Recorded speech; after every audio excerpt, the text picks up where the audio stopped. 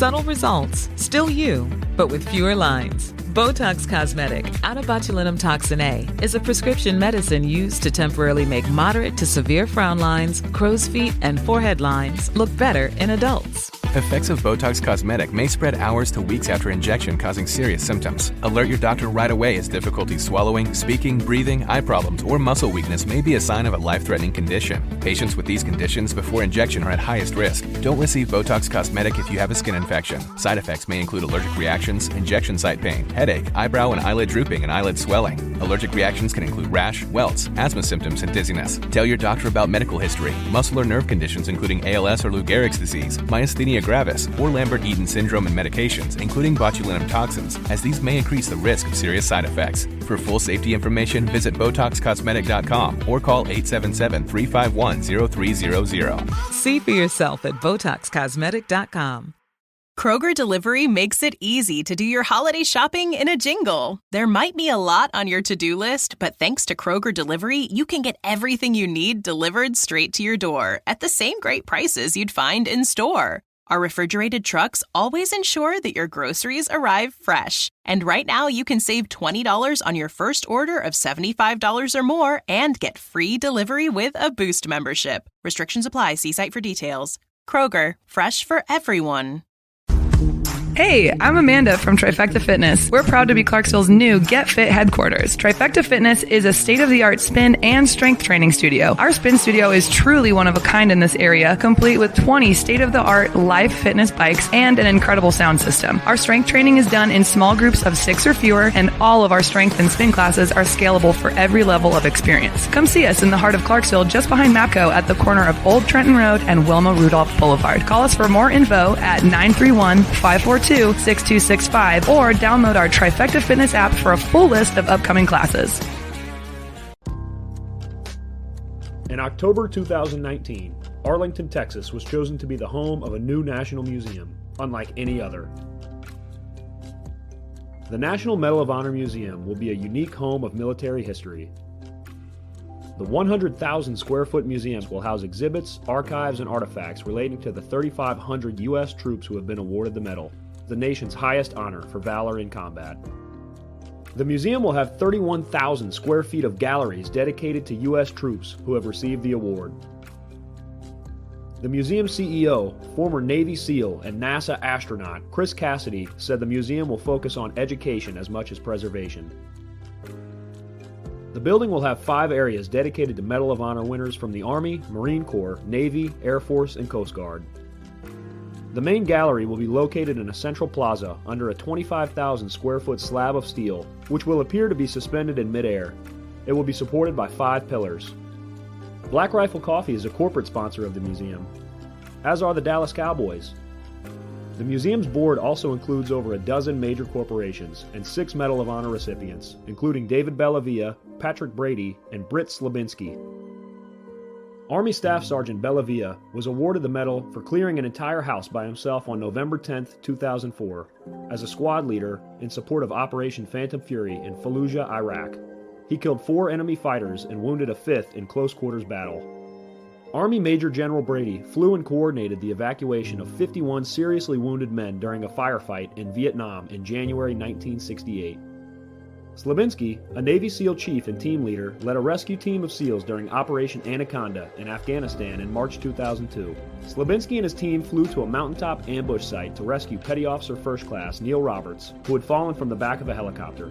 Slabinski led the team through almost constant combat against an entrenched Taliban force. Along with the board members, former presidents Jimmy Carter, Bill Clinton, George W. Bush, and Barack Obama serve as honorary directors. The museum is expected to open to the public in late 2024.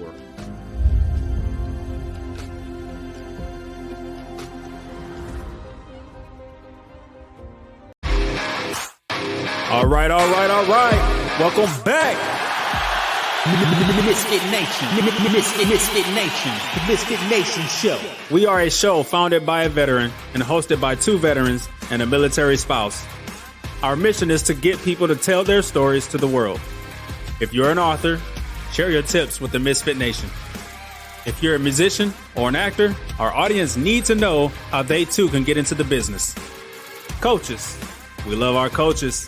Come on and share your tips with the Misfit Nation to help them become better versions of themselves. If you are a corporate leader or an entrepreneur, come on and show how you did it and how hard you have fought for success. If you are a veteran, first responder, or Gold Star family, we would love to have you come on and share your story with the Misfit Nation. We always have time for you. If you're feeling down, alone, or starting to see the darkness, stop. Think about those who are around you. You are not alone. You will be missed. If you feel like your problems will be a burden to those in your inner circle or feel embarrassed, dial 988. If you are a veteran, take option 1. We need you to keep pushing forward. Don't make a permanent solution to a temporary problem. If you are a new listener, welcome to the Misfit Nation Show. Be sure to subscribe to our show on your favorite podcast app. Also on our YouTube channel at @the_Misfit Nation. Subscribe and click the bell to keep you up to date on our latest episodes and all of our news. You can also find us on Heroes Media Group and About Face Radio.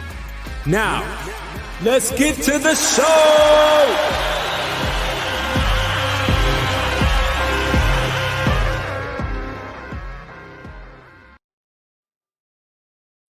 All right. Welcome back to the Misfit Nation Show. I mean, the ToosDay Crue Show. I'm just another takeover here with Steve tonight. Jake is out. He had a family event tonight, so I have to sit in the seat and make like I know what I'm doing tonight and not just be behind the curtain. Steve, how are you tonight? I'm good. I'm amazed. You're actually upright and smiling. It's pretty good for a Tuesday. Right. Up every once in a while. As you know, when we start our shows now, we try to pay homage to those who've lost in the line of duty here, first responders especially. We have another one, regretfully, Deputy Sheriff Brandon Cunningham, the Paulding County Sheriff's Office in Georgia. His end of watch is August 17th, 2024. So keep the family, friends, and co-workers of Deputy Sheriff Brandon Cunningham in your thoughts and prayers as you go through your day. So, Steve, if you don't mind, go ahead and do a little introduction for our guest tonight. All right. Tonight we have Jason Murff in. He's a retired Army. And as my brother would say, when he got out, he didn't know what to do with his hands. He had a passion for cooking. And he went and he opened himself up. He's the founder of Grill Your Ass Off. So we're going to bring him in and let him tell us his story. And we'll go from there. Oh, yeah. Welcome, Jason. How you doing? Good. Thanks for having me. It's awesome to have you here. And as we learned in the green room, we have a Kevin Bacon kind of connection with you with a Sergeant First Class retired Jay Gillum. Congratulations on your retirement, Gillum. Hopefully you're having a great time out there drinking and doing great things that without having to put your boots on in the morning. Yeah, he's old as shit. He needs a retirement. Amen. All right. So, Jason, we just gave a little brief synopsis about you. Tell us a little more about you from as far back as you want to go to joining the military to how we got to here now. Yeah. So, pretty much like rewind kind of back to what got me into wanting to serve. I feel like everyone kind of has that story of like, what was that kind of turning point that got them to serve or want to at least serve. That was honestly Band of Brothers for me. Wow. That series, and to correlate with that too, 9/11. So unlike our mutual connection, Jay, I was very young when 9/11 happened. So I was in 5th grade. And right around that time in 5th grade was whenever I was kind of, my parents were letting me watch things that were a little bit more aggressive on TV. And I just remember every year you had it on Veterans Day, as well as Memorial Day. They always played the Band of Brothers series on it. And it was just like, man, that would be so awesome to be able to go and do that and have a legacy like this. So that was kind of really my turning point. Fast forward, growing up as a teenager, I was very athletic, motivated, driven in that aspect, but also not hanging out with the right group of kids. So I also was not the best teenager growing up, got in a lot of trouble. my parents. I can relate to that. What's that? So I can relate to that. Yeah, it's funny. I mean, most of us who have served kind of have a similar upbringing. My parents owned a hardware store whenever I was growing up, ever since I was 1. And whenever I was 14, that was my punishment for doing a lot of dumb stuff is, hey, you're going to come work inside the hardware store.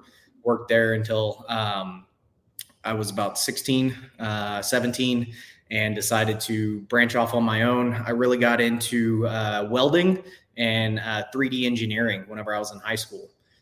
Those were just kind of 2 aspects for me. I'm dyslexic and have ADHD and whatever else they want to label on top of the stuff. And whenever I was kind of going through middle school, that was like whenever people learned about a lot of that. So it was just, hey, take this drug. Hey, take that drug. Hey, you can't do this in school because you have this. And it was a lot of just being held back and not encouraging me to learn in those subjects that I struggled in. So I didn't care about them. I was like, cool, all I need is a 70 and I get the same piece of paper at the end of the day. So I excelled in like shop class and drafting class, and started working in a machine shop, 3D engineering parts for MWD, measure while drilling, for the oil field. And then ended up moving over to working on high performance diesel engines, the kind you see do drag racing, tractor pulls, all that kind of stuff. And then that kind of led me into the point to where I had my childhood best friend, who's still my best friend to this date, was on house arrest for a serious offense. And we realized, hey, like, at 17, I can own a business and sign your PO papers and get you off a house arrest. So I bought a fireworks stand. And we started up a firework business that quickly led into, hey, I'm going to start a diesel shop. And basically just dumped all my every penny I had into this firework business and this diesel shop, and went after it, and thought I knew what entrepreneurship was, thought I knew how to run a business, do all this kind of stuff. And it was a shit show. But we made it work. We expanded that, grew that. And then I really kind of hit my burnout point doing that.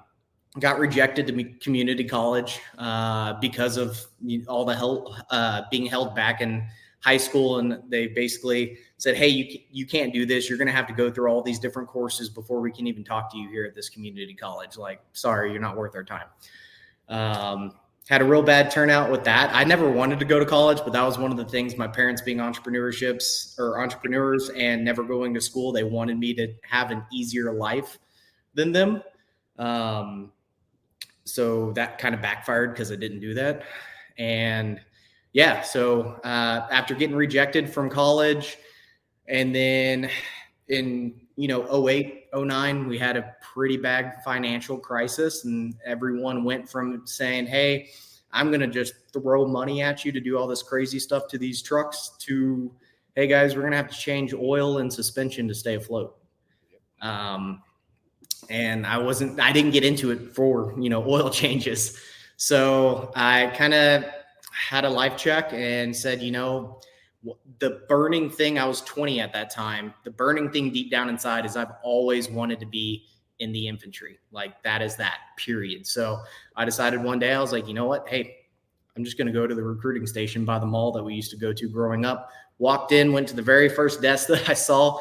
And guy, Jason Gordon, still talk to him today. And I sat down and said, hey, I want to join the infantry. And he just looked up at me and he was like, why would you want to do that? And I was like, well, that's what all the cool guys do in the movies. So let me try that. And he was just like, this won't make sense now, but it'll make sense once you're in. And whenever you get out, you'll never meet another person like me doing my MOS. But if you would like to do something else, I can set you up with something else other than infantry. But if you're dead set on that, you can do it. And I was like, well, what do you do? And he was like, I make glasses. What?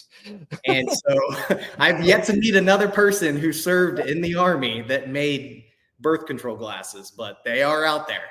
Wow. So he walked me through the whole entire process. Took a little bit longer than I expected to get in. I also raced motocross growing up. So I had a lot of metal plates inside of me. So the nickname for me at the recruiting station was Iron Man. And it always makes me laugh because you have the guys that are like, oh, I had asthma, I couldn't get in. Or, oh, I broke my leg and I couldn't get in. Like, motherfucker, I had a shattered collarbone with a plate inside of it. I broke my wrist like 2 days before I swore in. So I had to cut the cast off.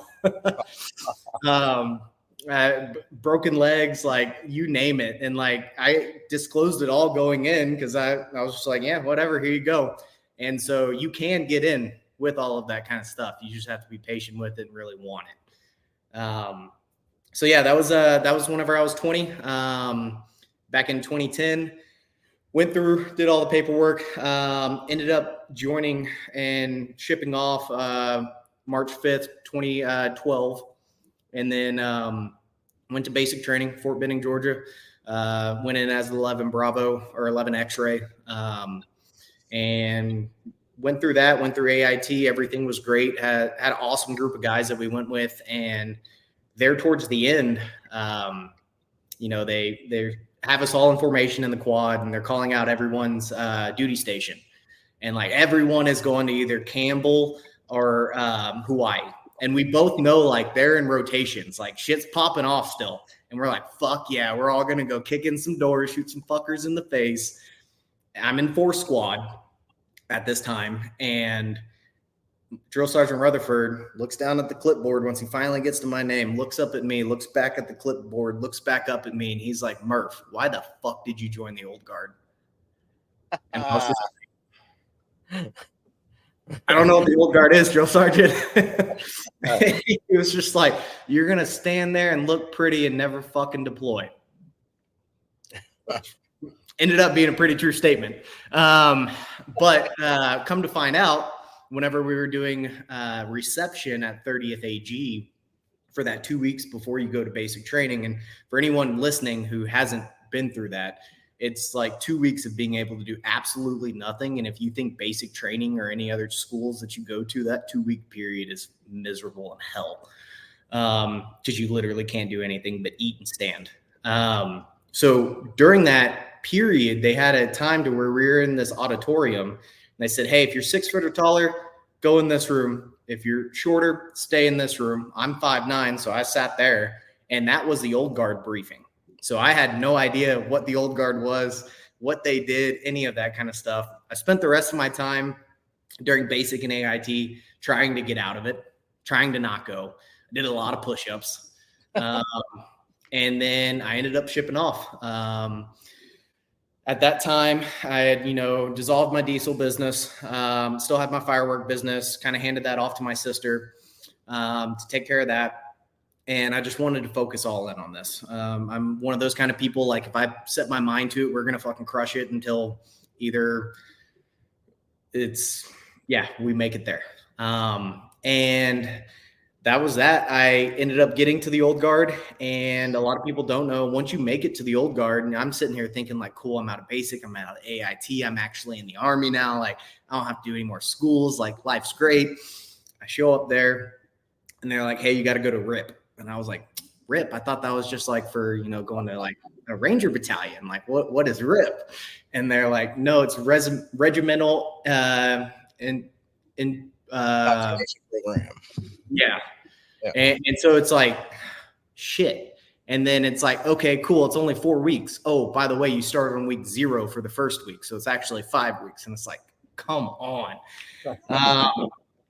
And for anyone who hasn't gone through that, like all that you do outside of eat and do like very light PT is you learn how to prep a wool uniform, and you learn how to do a uniform better than anyone inside of the military. And it's like, hey, by the way, the last 13 weeks that you just spent learning drill and ceremony and all this cadence and everything like that, erase it, because we do a completely and totally different drill and ceremony here at the old guard than you do in the regular Army, because we have to make it complicated like that. So Get there, have to knock that out. And then for graduation, a lot of people don't know, you do your uniform grade. And then outside of drill and ceremony, you do standing proficiency, which is basically, hey, stand perfectly still for, I think it's like 60 minutes, 90 minutes. And you have a guy right there in front of your face walking back and forth grading you. Once you graduated from that, you get selected to whatever company you're going to. And then I got told, hey, you're going to a hotel company. Cool. Went over to hotel company, and that's where I met our buddy Jay. Wow. It's funny that, your recruiter was I guess optometrist, I guess, whatever. I never heard of that either.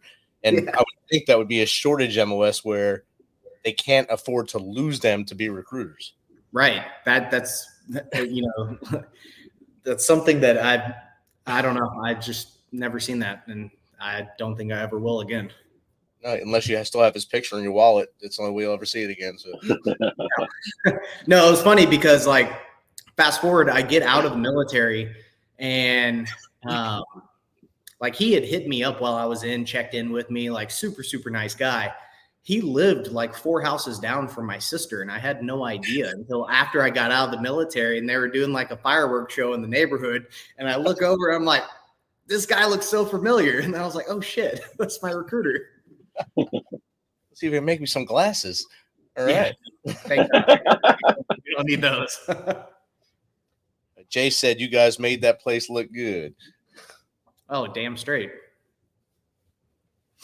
There's already a question from Exon here from Killcliff99. Wants to know if you ever got to tackle someone at the Tomb of the Unknown Soldier. So, fun fact, there is a height requirement at the tomb. I fall below that. So I never physically guarded the tomb during a day shift.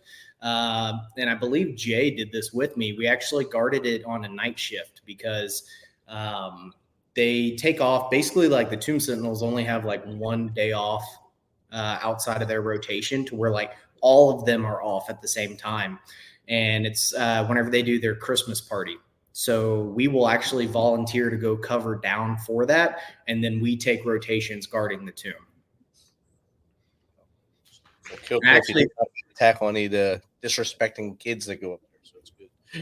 Yeah. Though, and from the videos I've seen, it's not just kids, it's grown-ass adults that do stupid things. Oh, yeah. Oh, my God. Yeah. I will. I'll keep it somewhat PC, but like the shit that you see in that cemetery would blow y'all's minds. But it's, I mean, you got a bunch of civilians in there, and then you also got a bunch of grunts. So it's one of those things. That's definitely one of those things. So it was up there where you realized that you had a knack for cooking as well at Fort Belvoir. Since somehow you were the only Texan there. I don't understand how that happened either. Only Texan in a unit. I've never was in a unit with only one Texan. No matter where I went in the world, I always had at least 2 or 4 of them in the unit, and they all either they hated Dallas or they loved Dallas. So it was kind of weird. Yeah, it's super weird. Like there wasn't really a lot of people from Texas with us, and it was one of those things. Like we would go our quad outside of our company area. We had a gas grill inside of there. We had a single oven that kind of worked inside the barracks. And then obviously a microwave inside the barracks room. And, for the first part there, like if we'd hang out and like have a barbecue on the weekends there at the barracks, like people would bring like a brat and they'd be like, yeah, guys, I brought some stuff for a barbecue. I'm like, get the fuck out of here. What are you doing? Here you go. Yeah. So it's like, we would have that. And then I would go and like make like real, like stuff you would bring to a grill or a barbecue. And then once we got our off-post housing and we had a townhouse, like we went and we got a barbecue pit, and we would have people over, and we had a little backyard at the townhouse and a pool right outside of it. So we'd always have people over hanging out there and cooking and everything like that. And I've always had a passion for cooking, but it wasn't like, top priority. Hey, I'm going to start out and, create this seasoning company or anything like that. I actually wanted to stay in the Army longer. It wasn't until I started having issues with my ankle, and then to the point to where I had to have surgery with it. And then that surgery basically did nothing but make it worse. And then ended up leading to the point to where I was medically discharged out of the Army. And then I had to go and see a civilian doctor because the Navy doctor at Walter Reed did such a good job trying to fix me. I had to go through a full reconstruction of my left ankle. And I've had 3 other surgeries since then, with one being in May of this year. Wow. Damn. But I mean, knock on wood, we're about 90% back to normal, and that's about as good as it's going to get for this ankle. So, but yeah, I mean, that's pretty much was it. And at the old guard, the way a normal rotation would work for people who don't know is like you works off of a 4-week rotation. Supposed to, and Jay can attest to this because it never ever was a normal rotation there. But you're supposed to be doing funerals for 1 week, ceremonies for another week, field training for the 3rd week, and then you're supposed to have an off week, or what they call recovery, for your 4th week. Normally what would end up happening is we would do funerals, we would do ceremonies, we would normally skip going to the field because we're the old guard and we don't even have enough IBAs to issue to everyone. And so we wouldn't go to the field. We would cover down on ceremonies and funerals for the other companies because we were so shorthanded and we were doing so many funerals. And then we, on our off week, would do more funerals and ceremonies and then go right back into that rotation. So it was pretty much nonstop. I know a lot of the people with family lived off post, enjoyed being at that unit.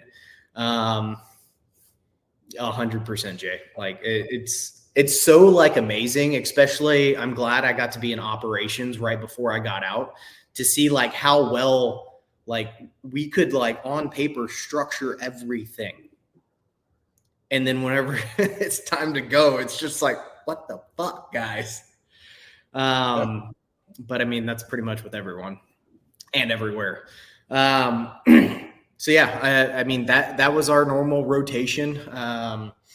Really not a whole lot of field work or anything like that. Funeral ceremonies. I know for me, I was in an escort platoon, so we would do full honor funerals. A typical, the majority of the time I was there, we would be booked every single day. So for anyone that doesn't know, for a full honors team, you start off with your first funerals at 9 in the morning. You have another one at 11. You have another one at 1300, and you have another one at 1500. And it's basically depending on what religion they are will dictate how long it is and or how long the priest wants to talk. Sometimes they go on for a hot minute. Sometimes it's, a 15-minute funeral. So depending on what religions you get throughout the day and what priests you get throughout the day will dictate if you get to go back, if you get to use the restroom in between funerals, and how your day was going to go. And then at the end of every day, it's just uniform prep. That's one of the highest, levels at the old guard is uniform outside of drill and ceremony. And God, it was such a pain in the ass while you're there. But, thankfully, like that's led into like so many great things that's just like drilled inside of my brain now that has helped me with the company and helped me just grow as a person. So unbelievably grateful for that. But what ended up happening is after having that mishap with the surgery, you're entitled to a second opinion for another surgery inside the military. They took me to the doctor directly next door to the doctor who did that surgery. And then he called the doctor who did the surgery in to get his opinion on what he thought would be a good idea to do. And then that surgery would have left me non-weight bearing for almost a year on my leg. I said, absolutely the fuck not. I went to PA and I was just like, I'm out of, like, what do I do? Like, I don't trust these people. Like I never had anything like that go so bad and still be in the same position, but worse. She was like, well, I can medically discharge you, or you can change your MOS. Cause it was like right at the very end of my contract. And it was like, okay, like, I guess we're just going to do the medical discharge route. So at that time, I had a really good buddy, Miller, who was in with us. He wanted to be a helicopter pilot. And I started looking into like, hey, like how much does a helicopter pilot make? We were throwing around the idea like, well, if I can get my ankle fixed, I'd love to go over and do some contracting. If I'm not going to be back in the Army, like go over, do some time overseas, do my part, and feel like I've, finished that last little check mark off on there. And then we ended up bouncing around back and forth, trying to find schools, trying to figure something to use the GI Bill. And I found a place in Waco, Texas that accepted the GI Bill to become a commercial airline pilot. So I was like, all right, cool. I was like, man, it can't be that hard. I've met some of the pilots and I'm like, damn, they trust you. So ended up moving back to Texas, starting that program. And unlike the last college, they accepted me. I started going through it. And then I realized really quick, like flying can be fun if, it was us three inside the plane. But whenever you're flying commercial, it's like driving a school bus in the sky with a lot more rules and regulations. So I was like, man, like, I don't know about this. And then on top of that, I really didn't like school. So that was a whole entire another thing. So with that, I came to like a hard road of like, man, do I really want to do this? And it's like, I'm using my GI Bill. Let me just finish going down this route, trying it and see what happens. At that time, I had started playing around more and more with some seasonings and potentially like, I don't know, I was just bored and experimenting with it. My childhood best friend who I signed the PO papers for, he was still in Houston. And I was like, hey man, like I'm taking over the firework business for my sister. Like I'm going to expand it. We're going to blow this thing up. Like, let's do this. So my second semester during the summer, I had requested off to have a certain amount of time that I could be away from school. I said, hey, if I get all my flying done first, like, am I good? They're like, yep, all my other courses are online. Hey, you're squared away. Go back to Houston. And I had basically set up everything to where it would line up perfect. The last day of fireworks season where we would shut everything down was a Sunday. That Monday, I went right back to school. We had a hugely successful time, way better than we thought it was going to do. So I'm on like cloud 9. And on that Sunday afternoon, I get an email from the school saying, hey, you've missed your 8th absence out of 7 allowable absences, and you were kicked out of this program. Oh, damn. And it's just like, what the fuck? Well, come to find out, all of the administrative staff for the school is gone whenever I get back. So it's like, everyone's just like, yeah, I don't know. Sorry. So, so basically I had a week to do like nothing, just sit at my apartment in Waco. And that's where I kind of started kicking around a lot of the ideas on doing something with it. I just didn't know what to do with it. And that next weekend, I went back to Houston to go ride my dirt bike at one of the tracks down there. And I was staying at my parents' place. My dad is the one who actually came up with the name Grill Your Ass Off. He was like, hey, yeah, like, what if you called it Grill Your Ass Off? And I was like, I don't know, like, because of the word ass, like no big box store would carry it. And I was just like, it's funny, I get it, but I don't think I'm going to do anything with it. So went on about my day. And then shortly after that, I ended up talking with Abraham, who Jay is very well aware with. And talking to Abraham, it just kind of brought me back to being like with the guys and like the humor aspect of it. And, that made me laugh and then made me think of Grill Your Ass Off and how like, it's just fun and funny to say. Right. And like, and no matter any situation, like you're talking about a donkey or you could be talking about, someone's ass, like it's totally up to you, but we have a donkey on it. Just be safe. And I mean, some of the funniest times is whenever people are walking by with their kids and their kids like looked at it and they're like, oh shit, can I say it? It was like humor. And it made me think about like how humor, especially dark humor, got us through all of the toughest times that we have had and we have been through during our time of service. The next thing was what brought us all together. that doesn't matter race, religion, politics. If we just got in a fight with each other, you bring down food like chow time, everyone shuts up and enjoys each other's time together. So it's like, bro, I'm like sitting on a fucking two of the greatest things about being together with your brothers and sisters. And so with that, I started contacting guys like Abraham and Miller and Edwards and all these guys that I served with. And it's like, hey, you know, I'm thinking about doing this steak seasoning. What should I call it? And then going down all these different rabbit holes. And initially, I had the steak seasoning done first before everything else. And it's like, I'm going to call this one Ma Deuce, because the original, you know, nickname for all the seasonings were going to be different, like nomenclatures of ammunition. In the weapon system. So I was like, cool, I'll call this Ma Deuce. It's got the heaviest granulates inside of there.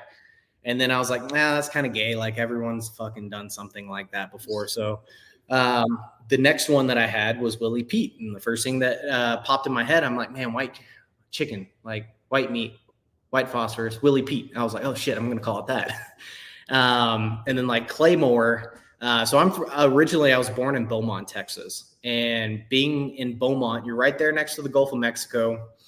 And then being that close to Louisiana as well, you have a ton of Cajun food.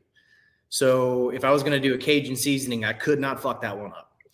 And with that seasoning right there, I had no idea what to name it. And, you know, looking at it, it was like, okay, this one has the least amount of ingredients out of all four of these seasonings, but I feel like packs some of the biggest amount of flavor. And I was like, sounds like a Claymore to me. So we called it Claymore Cajun seasoning. And then with the pork seasoning, I was like, it's common sense, infidel.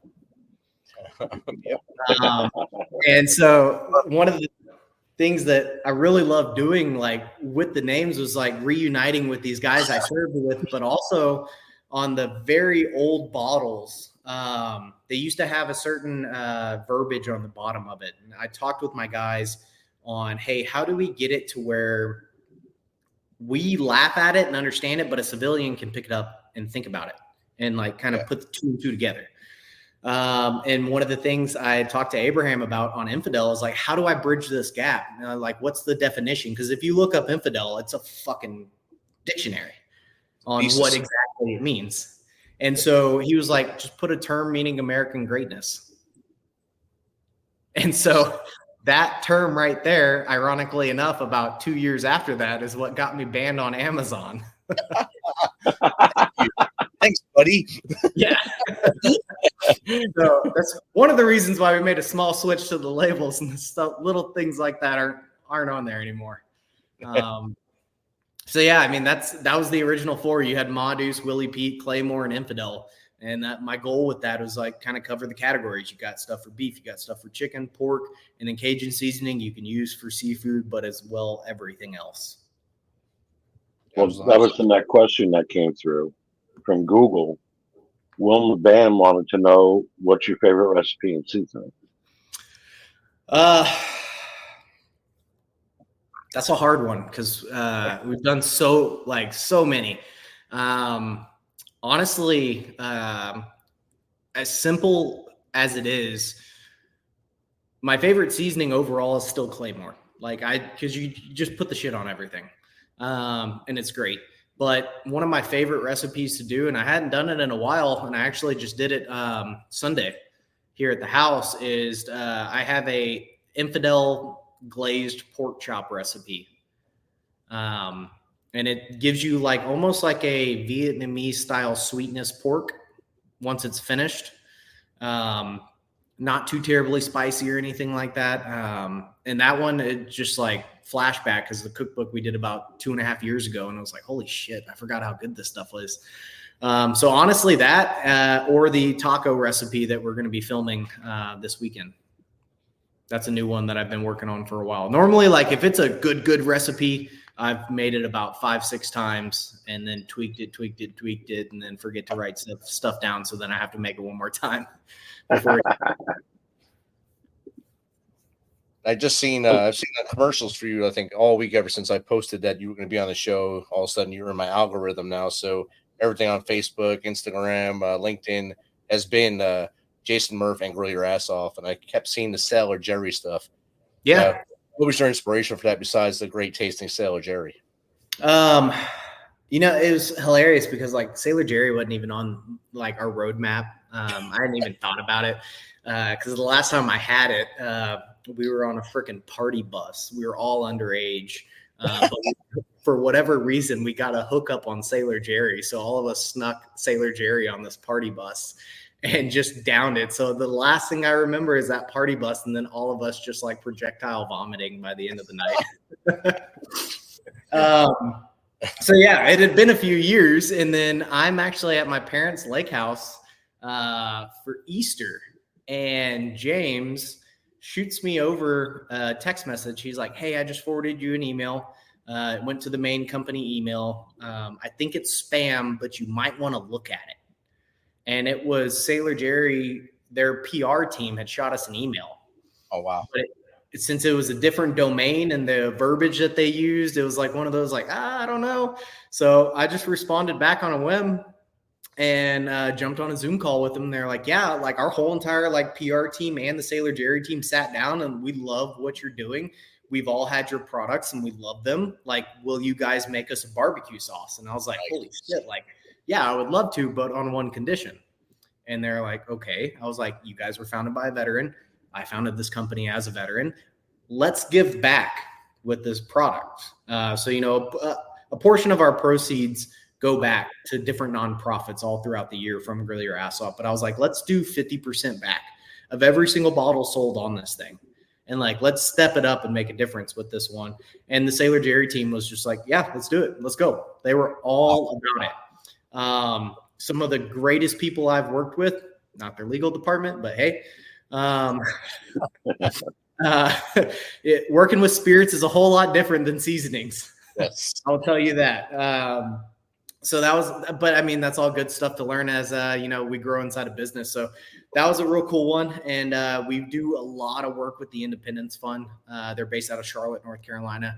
And I was introduced to them, and thankfully I've had the opportunity to go to a few of these now. And it's a program. They do more programs than I have fingers and toes. Like, it's insane the impact that they do and the different things that they do. But they have one that stood out to me, and that was Operation Resiliency. And there's all sorts of different retreats that you can go on as a veteran, you know. But one of the things that I see and that they saw is you go on some of these retreats and it'll be like, you know, 10 to 20 veterans, but they're all from different branches, from different units, and you have no idea who the guys are. And, you know, that's, as a veteran, it's almost like a cancer survivor. You instantly have that connection with someone and you can make it work. But it's a lot more different than the guys that you were in the shit with. And what they do is they take the whole entire company of soldiers who were deployed in a high combat environment, and they bring them back together for a 4 to 5 day mental health retreat that's 100% paid for by them. And they do a lot of really cool things. Like, for instance, I was able to do one to where we brought all the guys together for what they call a brotherhood bonfire on Saturday night. And I taught them a steak cooking class. And then once we were done with that class, we were able to turn around and give each one of the soldiers a ribeye and partner them up in teams. And they were able to cook themselves dinner and then sit down and share that dinner together. And that right there was like one of the most pinnacle things for me, is seeing this dumb concept of an idea of Grill Your Ass Off reach to that level and have the impact on those soldiers. And like, that night had just as big of an impact on me as it did those guys. Outstanding. Independence Fund. Funny you mentioned they bought me a bike when I first got out of the military after I got wounded. So they got me a bike so I can get moving around again. So very good organization, and I'll always back them as well. Yeah, and like one of the ones that I missed of their Operation Resiliency for the last surgery that I did on my ankle, Eads, who had served with Jay and me, was there. And I had no idea about it until he posted it on LinkedIn. I was like, what the heck? Like, the one I missed. So, we just got done doing our third batch of Sailor Jerry with them. So with this batch, we'll surpass the $15,000 donated off a single product. Wow. in the last 2 years. So we've been super pumped on that. And I'll let this out here. It's still probably about a month and a half away, but we're finalizing the artwork now. We're going to be coming out with a wild game seasoning that we're going to be doing something similar with military mobility. Awesome. Steve, you had something? Yeah, I have a question. You talked about when you got home, you had 2 smokers. How out of control are you with grills and smokers now at your house? Because I was just at my cousin's, and he had the flat top grill. He had a regular grill. He had an egg. He had 2 smokers. He had 1 pot just to make a shrimp boil and 1 pot for like deep frying turkeys. His deck was literally loaded. He had to buy the plot next to his house to put a pool in, and he's going to put a big ass kitchen there so he can do his barbecuing and everything. So, are you that bad? You laughing? I can blame it on the company. I don't do a lot of frying things, so I don't need like a big turkey fryer or anything like that. I have one. It's at our warehouse. And I'm laughing because as you're saying this, I can see a barrel smoker right there. And then I have a Traeger 1300. I got a Loco flat top, and then I got a Big Green Egg on the other side of that. Directly behind me inside my garage, I have 2 grills that are still inside the box that I haven't even opened yet. I just gave a Blackstone griddle away Sunday. So you do have a problem is what you're saying. Okay. And that's just here at the house. We got a lot more at the warehouse. I feel like sometimes I'm very blessed and grateful that we've had a lot of amazing partners to work with through this. But sometimes it's like, I feel like Oprah. I'm like, all right, hey, I got to clean this stuff out. Like, who wants a grill? Steve could always use one. Well, yeah, because, I love cooking. Texas, that's going to be expensive to ship it up to you. He'll just drive down. He'll come get it. He'll come down in his little car and get it. His Kia Soul. Deal. We'll strap it to the roof. Yeah. Hell, I've driven to Tennessee. I can drive down to Dallas. It's not much further. It's only about 17 more hours. Yeah. Yeah. Short little hike. You can make it. Yeah. You got the website's actually very easy to navigate. You have a quiz on there. I like that quiz. Was that something you thought up, or maybe one of your teammates said, hey, maybe we could put a quiz on there to get people to see what exactly they need? We'd gone back and forth with the quiz. That's really the fun side outside of creating the product and experimenting with different flavors and all of that kind of stuff. It's the marketing, and it's the putting the parts together and the problem solving of entrepreneurship. That's what really I enjoy. And so little things like that. I'm constantly telling myself no, because I just want to go in and retweak stuff longer. Like, hey, this hasn't gone on long enough. Like, stop, you got to let it finish testing. So we have a amazing web team, and they're the ones who put that quiz together, because that one was a little bit above my pay grade whenever it comes to some of the back end stuff. We'll normally come up with the ideas, and I can do certain things to the website, but if I go too far, then I get yelled at because I broke it. So I have to tell myself whenever it comes to certain stuff on the site. Get out. Yeah. So you told us about your journey from grunt. Well, you were an entrepreneur before with your fireworks stand to save your buddy, and then he's still your friend now, and he's still with you. What advice would you give that other veteran coming out now, like Jay, who's now twiddling his thumbs in retirement, for him to become an entrepreneur? You're going to still be a grunt. I mean, that's the easiest way to say it.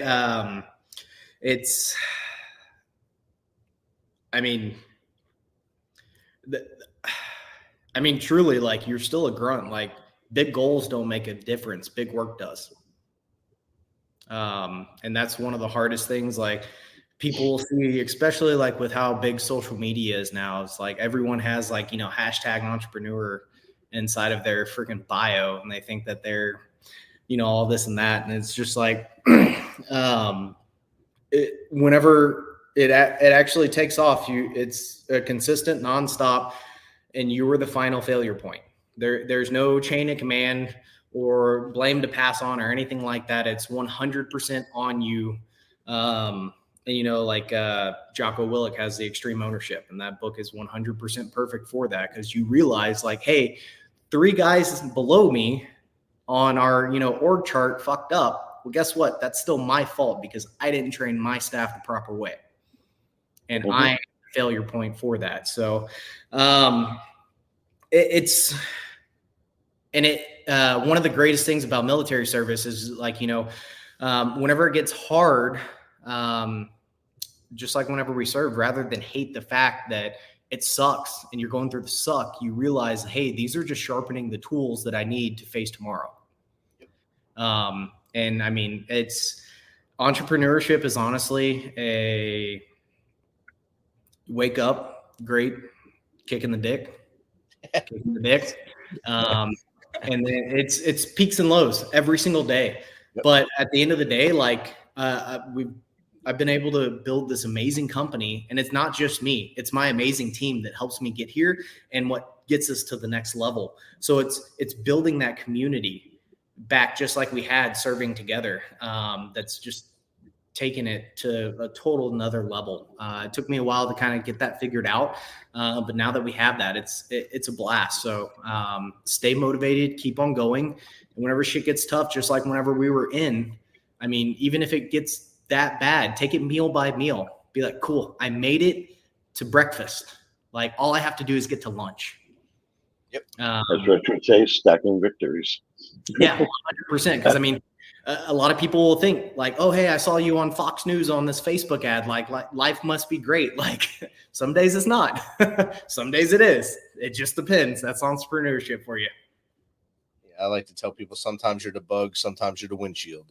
You don't know what day it's going to be. So you got to make it. You got to make it when you get it. So when you have your good days, make them great days. When you have those bad days, make them forget about those bad days and go to the next one. No, and it's just that too. It's like, just because one thing goes wrong doesn't mean that it has to ruin your whole entire day. And that's one thing that like I always try and remind myself is like, if you can still crush it and have a great day in a bad mood, that you don't have to have a bad mood because it's not a bad day. It's all a mental game. 100% mental. And well, Yogi Berra would say 90% mental, 18% physical, something like that for baseball. Same thing for entrepreneurship. So. Yeah. And, you know, kind of going down this rabbit hole of stuff is like one of the biggest pieces of advice that I got and I still stick with today is the 80-20 rule. Instead of focusing on getting 100% of the work done, focus on getting, hey, I'm going to knock out at least 80%. And then that next time, whenever I look at the paper and I only have 20% more to go, I'm going to go 80% of that 20%.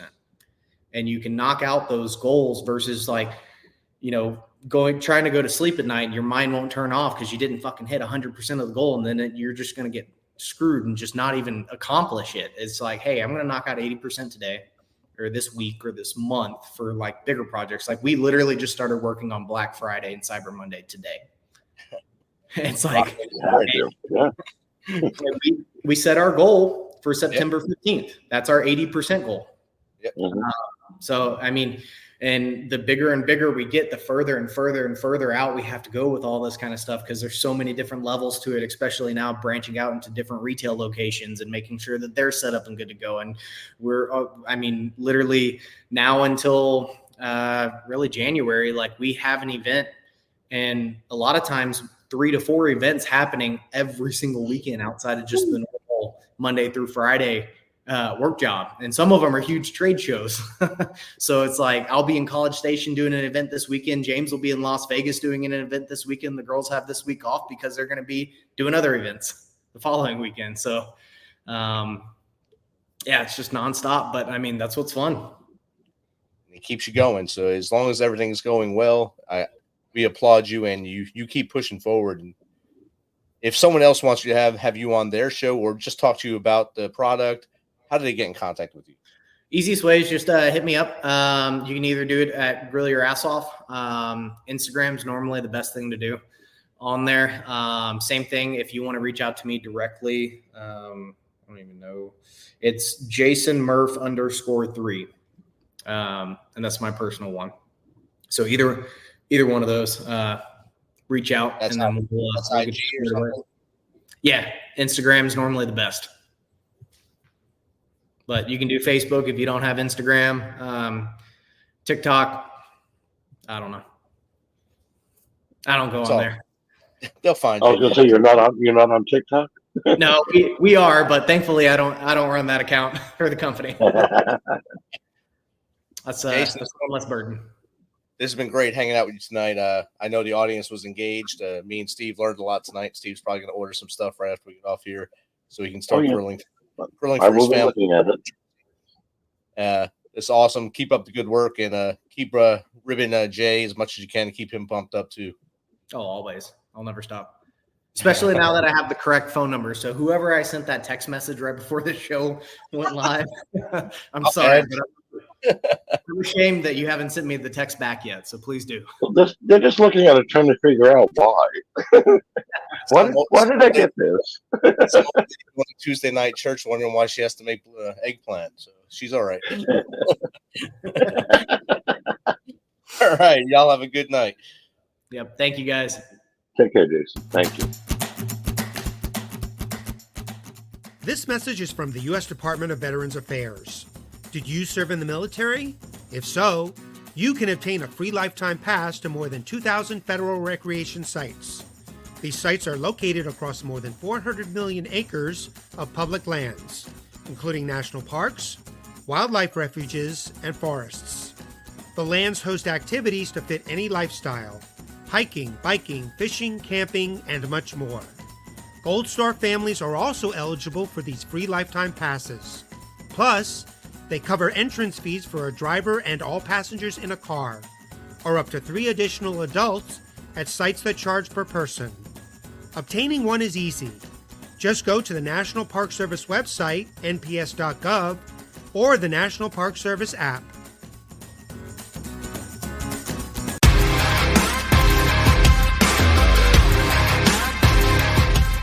Thanks for checking us out and being a part of the Misfit Nation show. Don't forget to visit our website at themisfitnation.com. That's themisfitnation.com. Check out all our past episodes and get some of the great Misfit Nation gear for you and your family. As always, be humble, stay hungry, and keep hustling because we are Misfit Nation. Misfit Nation.